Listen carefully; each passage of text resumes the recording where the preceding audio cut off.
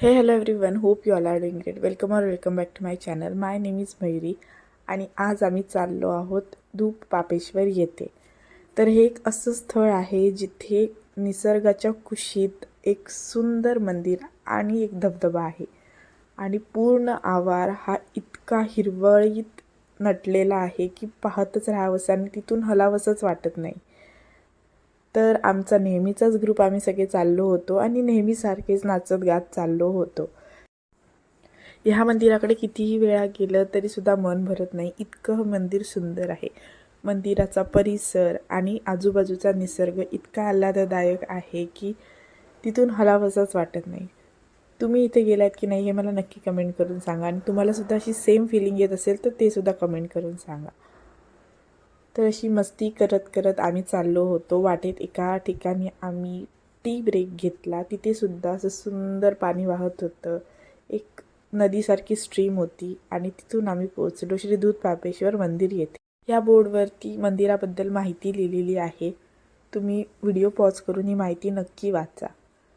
तर इथून आम्ही चालत चाललेलो आहोत कारण आमची ट्रॅव्हलर होती आणि 4 व्हीलर आणि मोठ्या गाड्यांना थोडं अलीकडे पार्क करावं लागतं कारण मंदिराकडे पोहोचण्याचा मार्ग हा छोटा आहे. तुम्ही बघू शकता 2 व्हीलर्स वगैरे इथे पोहोचलेले आहेत, म्हणजे मंदिराच्या आवारापर्यंत येतात. त्यामुळे जर तुम्ही 2 व्हीलर्स घेऊन येत असाल तर काही प्रॉब्लेम नाही, पण तुमची जर मोठी गाडी असेल तर तुम्हाला 5-10 मिनटं अलीकडे पार्किंगची सोय आहे. गणपतीचं मंदिर आहे तिथे पार्किंग आहे, तिथे पार्क करावं लागतं. मंदिराच्या परिसरातच जिल्हा परिषदेची शाळासुद्धा आहे. त्यामुळे एक छोटं गाव, कोकणातलं छोटं गावाचं एक सुंदर रेफरन्स आपल्याला बघायला मिळतो. आणि उंच उंच विविध प्रकारची झाडं मंदिराच्या भोवताली आहेत. त्यामुळे हा परिसर मला वाटतं उन्हाळ्यातसुद्धा कधीही गरमी देत नसेल, कायम थंडगारच असेल. पार्किंगपासून 5 ते 7 मिनिटांच्या अंतरावरच मंदिर आहे. एवढा एक वॉक घेतला की आपण मंदिराच्या आवारात पोहोचतो.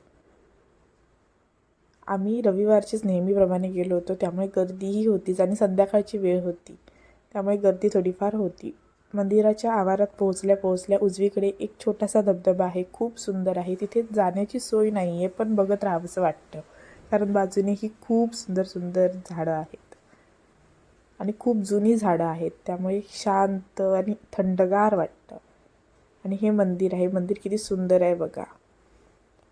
मंदिराच्या आवारामध्ये खूप स्वच्छता राखली गेलेली आहे. तिथे वॉशरूम्सची वगैरे सुद्धा सोय आहे. ह्या मंदिराबद्दल अजून एक सांगेन तर ह्या परिसरामध्ये अनेक मंदिरं आहेत आणि प्रत्येक मंदिराच्या बाहेर त्या मंदिराबद्दल कथा किंवा त्या मंदिराबद्दल स्टोरीचे असे छोटे छोटे बोर्ड लावलेले आहेत. त्यामुळे आपल्याला तिथे माहितीसुद्धा उत्तम प्रकारे उपलब्ध होते. बाहेरच असे पाय धुण्यासाठी सुद्धा टॅप्स लावलेले आहेत, त्यामुळे अगदी व्यवस्थित सगळी स्वच्छता राखली गेलेली आहे. इथून धबधब्याचा एक सुंदर नजारा दिसतो बघा, किती छान वाटत आहे. आणि जवळून जसं जसं जवळ जातो तसे तसे हा धबधबा खुलून दिसायला लागतो. थोड्या वेळातच तुम्ही बघाल. तर आम्ही मंदिरामध्ये गेलो आणि इथली अजून एक गोष्ट सांगेन तर ह्या मंदिरामध्ये व्हिडिओग्राफी फोटोग्राफी अलाउड आहे. आणि मी इथल्या पुजारी काकांनाच विचारलं, त्यांनी सांगितलं की व्हिडिओसुद्धा घेऊ शकता आणि फोटोसुद्धा काढू शकता, त्यामुळे आपल्याला पुन्हा पुन्हा दर्शन घेण्याची संधी मिळते व्हिडिओच्या माध्यमातून. तर ह्या मंदिराचं बांधकाम हे युनिक आहे. तुम्ही बघू शकता की असं ब्राउनिश चॉकलेटी कलरचं बांधकाम आहे आणि युनिक बनवते ह्या मंदिराला. हे खूप सुंदर मंदिर आहे, आतून आणि बाहेरून खूप सुंदर. परिसर जसा स्वच्छ आहे, सुंदर आहे, युनिक आहे, तसंच मंदिरही युनिक आहे.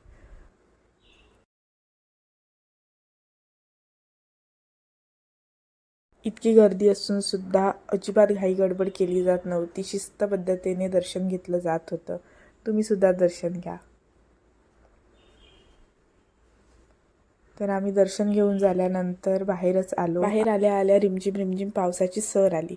मोठा पाऊस नव्हता, पण एक छोटीशी सर होती. इथून बघा की धबधबा किती सुंदर दिसत आहे.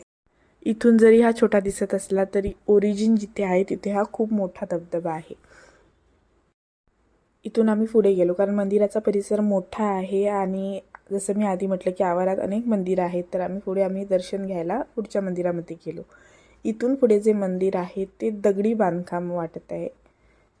जर मी चुकीचं असेल तर मला कमेंटमध्ये नक्की सांगा, पण मला हे दगडी बांधकाम वाटलं, जरा एन्शंट वाटलं, त्यामुळे ते अगदी सुंदर आणि जुन्या काळात जशी मंदिरं असायची रेखीव कोरीव, तसं मला मंदिर वाटलं आणि मला अशी मंदिरं खूप आवडतात. आजूबाजूला पूर्ण हिरवळ असल्यामुळे मंदिर अगदी खुलून दिसत होती. कोकणातली मंदिरं ही प्रचलित आहेतच. कोकण जसा त्याच्या हिरवळीसाठी, निसर्गासाठी प्रचलित आहे, तसंच मंदिरांसाठी सुद्धा आहे. कोकणातली मंदिरंही प्रचलित आहेतच. पण पावसाळ्यामध्ये त्यांचं रूप, त्यांचं सौंदर्य अजून खुलायला लागतं. ती खुलून दिसतात. आणि श्रावणात ही मंदिरं म्हणजे चेरी ऑन द केकसारखंच होतं सगळीकडे. सगळं वातावरण भक्तिमय असतं. आता ह्या मंदिराच्या आवारामध्ये पुढे गेल्यावर एक छोटासा फाउंटन आहे. चालू नव्हता, पण तो तसाही खूप सुंदर दिसत होता. आणि इथून आपल्याला मेन धबधब्याची स्ट्रीम दिसते, की जिथून धबधबा सुरू होतो आहे. कदाचित तो त्याच्या पाठूनही सुरू होत असेल आणि तिथून पाणी वाहत येत असेल, पण आपल्याला इथवर दिसतं आणि इथवर दिसतं हे खूप सुंदर आहे.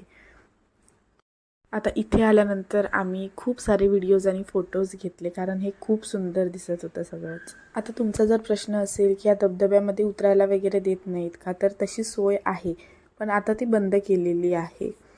कारण ते रिस्कीसुद्धा आहे आणि मंदिराचा परिसर असल्यामुळे तिथलं पावित्र्य राखणं ही प्रत्येक भाविकाची, प्रत्येक पर्यटकाची जबाबदारी आहे.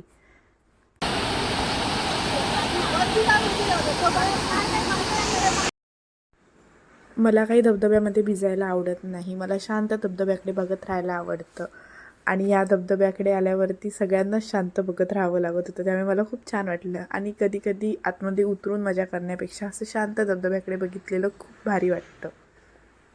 तर सगळ्यांनाच प्रश्न पडला असेल सुरुवातीपासूनच की लांबून ते ब्रिज दिसत होतं ते काय आहे. तर इथे असं छोटासा पूल किंवा ब्रिज असं बांधलेलं आहे, कारण पलीकडे श्री दत्तात्रेयांचं मंदिर आहे. दत्त महाराजांचं असं शांततापूर्ण असं मंदिर बांधलेलं आहे आणि अगदी बाजूने डोंगर आहे, त्यामुळे डोंगराच्या कुशीत हे मंदिर अगदी खुलून दिसत होतं. आणि इथूनच हा पूर्ण परिसर किती भारी वाटतोय बघा. आणि हीच खरी कोकणातल्या मंदिरांची जादू आहे. तर ब्रिजवरती सुद्धा फोटोज व्हिडिओज घेऊन आम्ही फायनली दत्त महाराजांच्या मंदिरामध्ये दर्शन घ्यायला आलो. थोडंफार विसावा घेतला, कारण प्रत्येक मंदिरामध्ये थोडाफार विसावा घेतला पाहिजे, कारण तिथे जी पॉझिटिव्हिटी मिळते, तिथे जे स्पिरिट भेटतं ते कुठेच भेटू शकत नाही. आणि ज्यावेळी आजूबाजूचं वातावरण एवढं हिरवळीत असतं, एवढं शांततापूर्ण आणि थंडगार असतं, त्यावेळी आपण आतूनच पॉझिटिव्ह व्हायला लागतो. तर जसं मी आधीच म्हटलं होतं की ह्या मंदिरांमध्ये व्हिडिओग्राफी वगैरे अलाउड होती, तर मी हे आधीच विचारलेलं आहे की व्हिडिओज वगैरे घेतले तर चालतील काय. आणि ह्या मंदिराच्या आतूनसुद्धा किती सुंदर धबधबा दिसतोय ते बघा. तर फायनली स्वतःला सुद्धा टिपून, कारण माझे ब्लॉग्स मला आता लाईव्हली बनवायचे आहेत, त्यामुळे स्वतःला थोडंफार टिपून आणि ह्या परिसराला सुद्धा टिपून आम्ही आमच्या परतीच्या प्रवासाला सुरुवात केली. तुम्ही इथे आलात का हे मला नक्की कमेंट करून सांगा. तुम्हाला हे मंदिर कसं वाटलं हे सुद्धा मला सांगा. मंदिराच्या आवारातली प्रत्येक गोष्ट खूप सुंदर आहे. नंदी महाराजांचं सुद्धा दर्शन घेतलं आणि ही चिडली होती, कारण हिचे फोटोज काही हिला आवडत नव्हते, कारण ते मी क्लिक केले होते. तर तुम्हाला हा व्लॉग कसा वाटला हे कमेंट करून नक्की सांगा. व्हिडिओ आवडला असेल तर लाईक करा, चॅनलला सबस्क्राईब करायला विसरू नका आणि जास्तीत जास्त लोकांपर्यंत शेअर करा. Thank you for watching.